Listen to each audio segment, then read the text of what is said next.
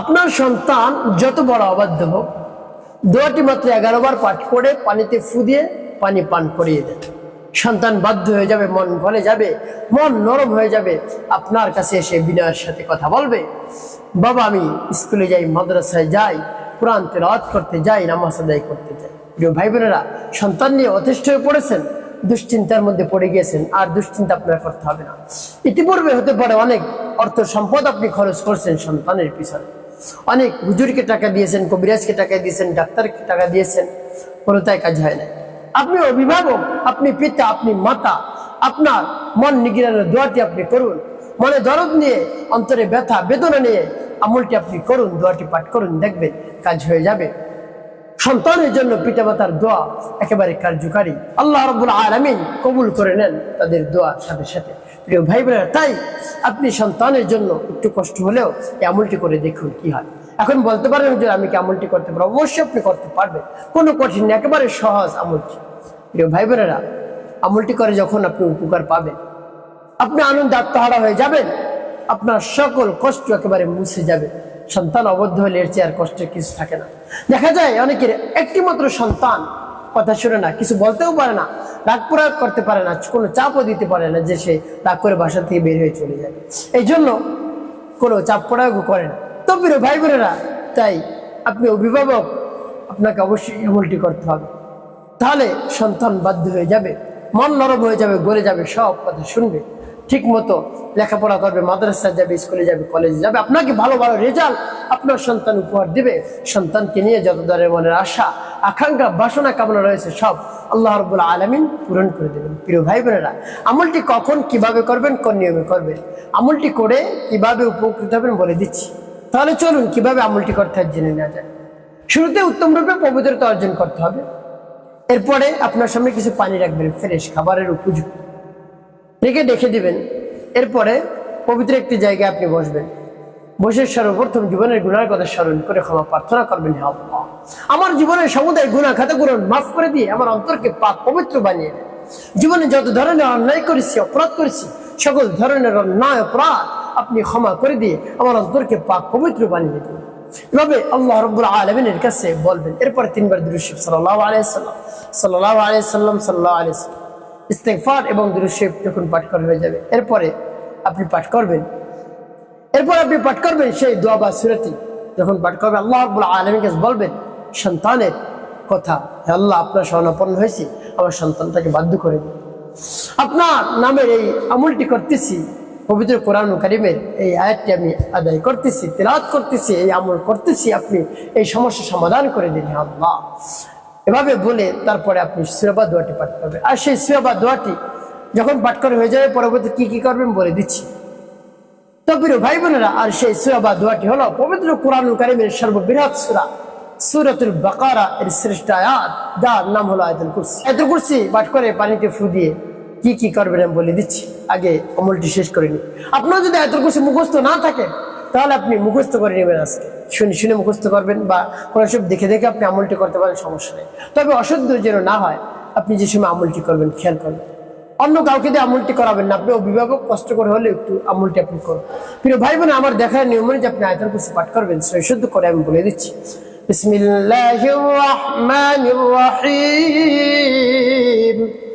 আল্লাহু লা ইলাহা ইল্লা হুয়াল হাইয়ুল কাইয়্যুম লা তাখুযুহু সিনাতুন ওয়া লা নাওম লাহু মা ফিস সামাওয়াতি ওয়া মা ফিল আরদ মান যাল্লাযী ইয়াশফা'ু 'ইনদাহু ইল্লা বিইذনিহি يعلم ما بين أيديهم وما خلفهم ولا يحيطون بشيء من علمه إلا بما شاء وسع كرسيه السماوات والأرض ولا يؤوده حفظهما وهو العلي العظيم.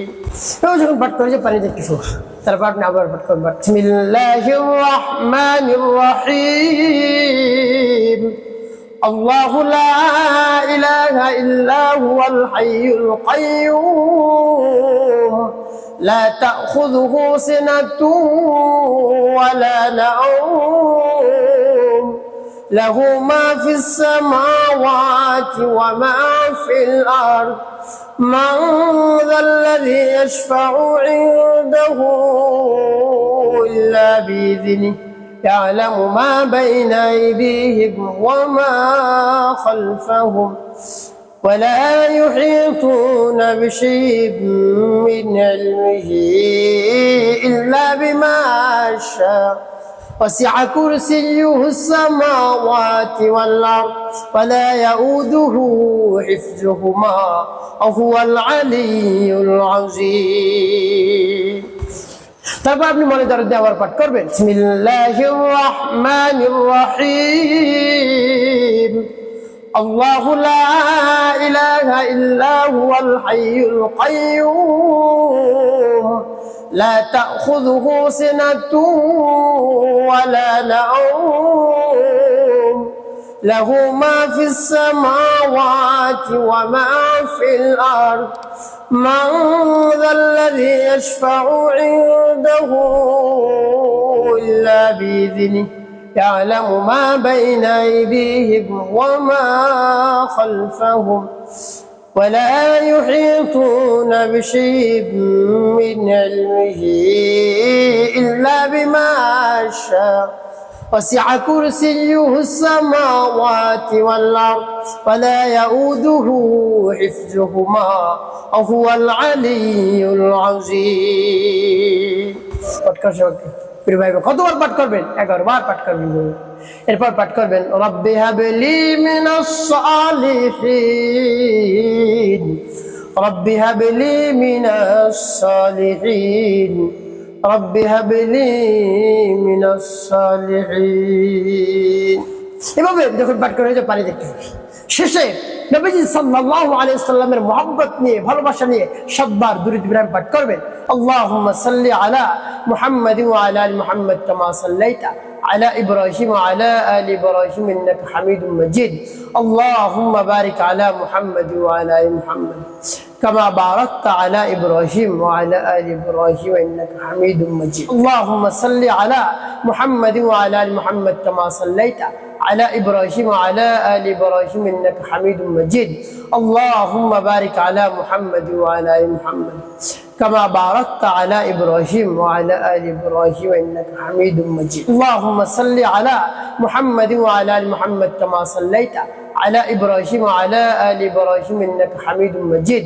اللهم بارك على محمد وعلى آل محمد كما باركت على إبراهيم وعلى آل إبراهيم إنك حميد مجيد اللهم صل على محمد وعلى آل محمد كما صليت على إبراهيم وعلى آل إبراهيم إنك حميد مجيد اللهم بارك على محمد وعلى آل محمد كما باركت على إبراهيم وعلى آل إبراهيم إنك حميد مجيد এভাবে যখন দুরূদ ইব্রাহিম পাঠ করা হয়ে যাবে দুটি ফু দিবেন পানিতে ভাই আপনার আমলটি করা শেষ কি করবেন ওই স্থানে বসে আল্লাহ রাব্বুল আলামিনের কাছে দোয়া করবেন আল্লাহ আপনি হলেন আমাদের খালিক আমাদের মালিক আমাদের হায়াত দাতা জীবন দাতা রিজিক দাতা সবকিছু আপনার কুদরতি হাতের মধ্যে রয়েছে আল্লাহ আমার সন্তানটাকে বাধ্য করে দিন অনেক চেষ্টা সাধনা করেছি কাজ হয় না আপনার শরণাপন্ন আপনি সমস্যা সমাধান করে দিন এবং আল্লাহ রাব্বুল আলামিনের কাছে মান খুলে প্রাণ ভরে বিশ্বাস নিয়ে বলবেন দেখবেন কাজ হয়ে যাবে ইনশাআল্লাহ প্রিয় ভাই বোনেরা একটি কাজ আপনাকে করতে হবে 5 ওয়াক্ত নামাজ আদায় করতে হবে মানুষের খিদমতে কল্যাণে কাজ করবেন